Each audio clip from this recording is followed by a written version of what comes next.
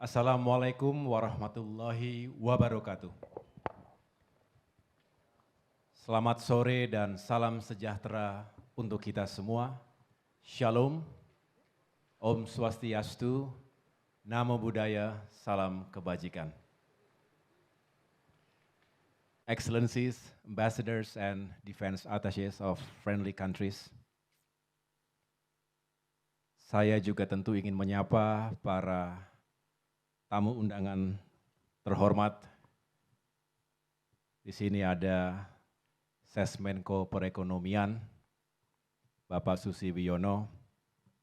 Sampaikan salam saja kepada Bapak Menko. Bagus sekali tadi sambutannya. Ada Rektor Pertahanan, saya ulangi Universitas Pertahanan yang diwakili oleh Bapak Wakil Rektor, Maijen TNI Susilo Adi Purwantoro. Beliau ini senior saya dulu di TNI. Lalu ada anggota DPR RI dari Komisi 1, Bung Dev Laksono. Ada staf khusus Presiden, Bung Dias Hendro Priyono. Mbak Sarah Joyo Hadikusumo. Dan tentunya yang saya cintai dan banggakan, founder sekaligus sebagai penasehat utama ISI, Dr. Muhammad Hadianto, Bung Ian. Terima kasih telah mengundang saya di sini. Juga penasehat ISI, Letjen TNI Purnawirawan Yudi Swastanto, Laksamana Muda TNI Purnawirawan Dr. Surya Wiranto,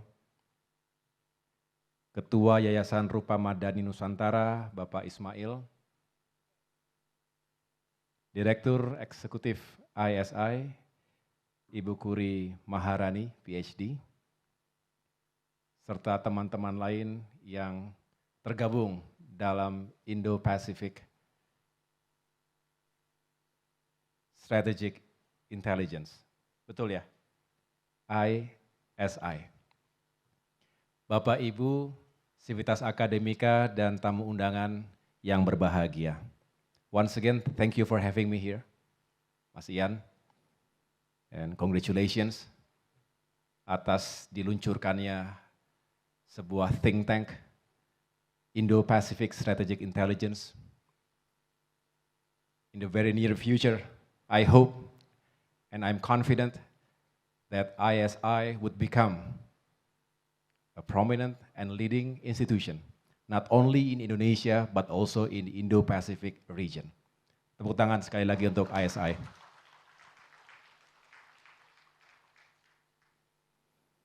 Ketika saya membaca undangan dari Mas Ian, ISI, apa itu ISI? Ternyata keywords-nya geostrategy, politik luar negeri, pertahanan di kawasan Indo-Pasifik. Saya baca sekali lagi, saya pikir jangan-jangan salah alamat, karena pertahanan. Sedangkan saya ini Menteri Pertanahan. Emang beda-beda tipis, 11-12. Pertahanan, sedangkan saya adalah Menteri Agraria dan Tata Ruang sekaligus Kepala BPN, Badan Pertanahan Nasional. Tapi setelah saya baca ulang, rasa-rasanya nggak salah alamat lah. Karena alhamdulillah saya juga tentu tidak terlalu asing dengan isu-isu di bidang pertahanan. Dan tentunya isu-isu di bidang pertanahan dan tata ruang juga banyak relevansinya dengan defense and security, termasuk juga kepentingan nasional kita untuk membangun postur dan gelar pertahanan yang kredibel, yang juga memiliki daya saing. Oleh karena itu, saya senang hari ini bisa berada di tengah Bapak Ibu sekalian, dan mudah-mudahan tidak hanya hadir pada saat launchingnya saja, I'm more than happy untuk bisa terus berdiskusi dengan teman-teman ISI. Tadi saya ceritakan, saya tidak terlalu asing dengan isu pertahanan karena Bapak Ibu sekalian, para duta besar, mungkin ada yang belum tahu, selama 16 tahun saya berkecimpung di dunia militer. Hadir di sini para perwira senior saya dulu yang juga telah mewarnai perjalanan karier. Tetapi selama 16 tahun itu, saya menjalankan berbagai tugas, baik tugas latihan, pendidikan, operasi, pertempuran di dalam maupun luar negeri, termasuk juga menjadi salah satu bagian dalam peacekeeping mission di Lebanon Selatan ketika itu. Dan dalam perjalanan karier tersebut, saya juga mendapatkan kesempatan yang sangat baik yang tidak dimiliki oleh semua perwira, karena ketika itu saya diminta untuk menjadi salah satu perintis, salah satu founder dari Universitas Pertahanan, UNHAN, Indonesia Defense University, yang sampai dengan hari ini berdiri dengan berwibawa. Setelah melakukan berbagai studi banding, kemudian UNHAN didirikan pada tanggal 11 Maret 2009. Ketika itu Presiden SBY memiliki visi agar UNHAN menjadi sebuah melting pot, bersatunya berbagai elemen bangsa, baik itu dari militer maupun dari civilian counterparts-nya yang fokus pada isu-isu pertahanan dan keamanan. Tentu dengan segala turunannya, karena berbicara defense and security pasti berbicara geopolitics, geostrategy, berbicara ekonomi, berbicara politik, berbicara sosial budaya, dan semua yang bisa menjadi faktor yang penting bagi postur pertahanan sebuah negara. Dan alhamdulillah ketika itu kita rintis, start small. Jadi tadi dikatakan startup, memang kita harus start small tetapi pasti bisa ada progres dan semakin berkembang. Sedikit bercerita, karena selalu ada kaitannya. Saya dengar ISI juga membangun sebuah MOU dengan UNHAN. Dulu diawali dengan program studi Defense Management. Kemudian juga ada yang lebih senior untuk para kolonel senior ketika itu, Sekolah Strategi Perang Semesta. Itu setara dengan National War College di berbagai negara. Kemudian berkembang, ada program studi Defense Economics. Saya pikir Direktur Eksekutif ISI juga sangat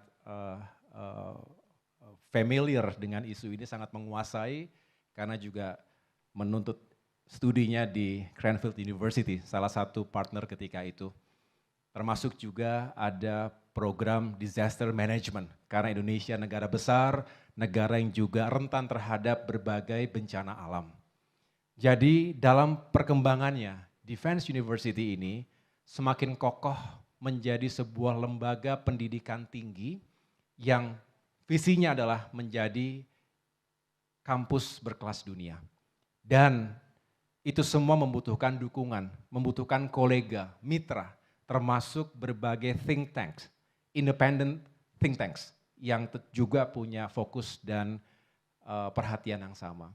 Dan disinilah saya rasa ISI bisa mengisi ruang itu, karena terus terang belum banyak yang punya fokus di wilayah ini. Saya juga melanjutkan berbagai penugasan termasuk dilibatkan secara aktif dalam transformasi militer, transformasi TNI, menjadi institusi, menjadi angkatan bersenjata yang berkelas dunia, yang profesional, yang modern, yang adaptif, dan decisive. Dan terus berkembang. Dan kita tahu bahwa TNI bukan hanya perlu diperkuat hardware-nya, weapon system-nya, alat utama sistem persenjataan, alutsistanya, tapi juga kapasitas sumber daya prajuritnya, manusianya, the man behind the gun. Kita selalu meyakini bahwa pada akhirnya kualitas manusia prajurit yang menentukan kuat atau lemahnya pertahanan sebuah negara. Dan kita berharap sekali lagi pembangunan TNI ke depan terus diisi, bukan hanya hardware-nya, software-nya. Dan kita ingin ke depan TNI benar-benar semakin handal dan capable. Bapak Ibu sekalian, selain pengalaman di TNI, saya juga selalu tertarik dengan isu-isu yang menjadi visi dan misi dari ISI. Bahkan pada tahun 2017, saya mendirikan bersama Bapak SBY, dan saya menjadi ketika itu Direktur Eksekutif The Yudhoyono Institute, sebuah think tank yang juga bergerak di isu-isu strategis. Kami fokus di 3 pilar, liberty, prosperity, and security. Jadi mudah-mudahan ke depan TYI bisa berkolaborasi dengan ISI untuk Indonesia dan untuk kawasan kita yang harus kita perjuangkan bersama. Sebagai contoh ketika kami menjadi salah satu penyelenggara di Berlin Policy Dialogue 1,5 tahun yang lalu bersama Club de Madrid. CDM ini merupakan sebuah klub yang eksklusif karena hanya beranggotakan former leaders. Jadi kalau punya uang pun nggak bisa menjadi anggota karena harus mantan presiden atau mantan perdana menteri. Club de Madrid, very eksklusif. Dan kita di Berlin ketika itu menyelenggarakan sebuah conference dihadiri oleh puluhan former leaders tadi dalam sebuah tema yang sangat relevan ketika itu, leading in a world of converging crisis. Kita tahu dunia abad 21 penuh dengan ketidakpastian, penuh dengan kejutan, semakin volatile, uncertain, complex, ambiguous. Dunia militer penuh perencanaan dan prediksi. Begitu pula di dunia bisnis, politik juga sama. Oleh karena itu, kita harus melakukan proyeksi dalam jangka pendek, menengah, dan panjang. Indonesia punya hak, Indonesia juga punya tanggung jawab moral untuk mempersiapkan dirinya sekaligus bersama dengan negara-negara sahabatnya di ASEAN, di Indo-Pasifik, dan juga di tingkat dunia untuk terus mencari solusi atas berbagai tantangan dan ancaman masa kini dan masa depan. Perang di Ukraine sampai dengan hari ini meninggalkan nestapa dan kita tidak tahu sampai kapan. Tapi apa yang terjadi di kawasan itu langsung dan tidak langsung berdampak pada kawasan ini. Indonesia juga tidak luput dari dampak-dampak yang buruk. Tekanan finansial, bahkan potensi terjadinya krisis pangan, krisis energi. Kita juga harus siap untuk memitigasi segala flashpoint, hotspot yang terjadi nun jauh di sana, termasuk apa yang terjadi sekarang di Palestina. Apalagi kalau itu terjadi di kawasan kita sendiri. Ketegangan di semenanjung Korea, isu Taiwan, baik dari sisi Tiongkok kedaulatan atau reunifikasi dengan Taiwan, kita tidak tahu sejauh mana eksesnya. Sedangkan kita juga tahu hegemoni di Asia Pasifik ini juga terus diperebutkan. AUKUS, fakta pertahanan antara Australia, UK, and US untuk mengantisipasi segala ketegangan di kawasan ini dan apa yang terjadi di pekarangan rumah kita di Laut Tiongkok Selatan. Tadi Mas Ian dalam pemaparannya bagus sekali bisa memetakan dengan kritis mana saja yang perlu kita atensi.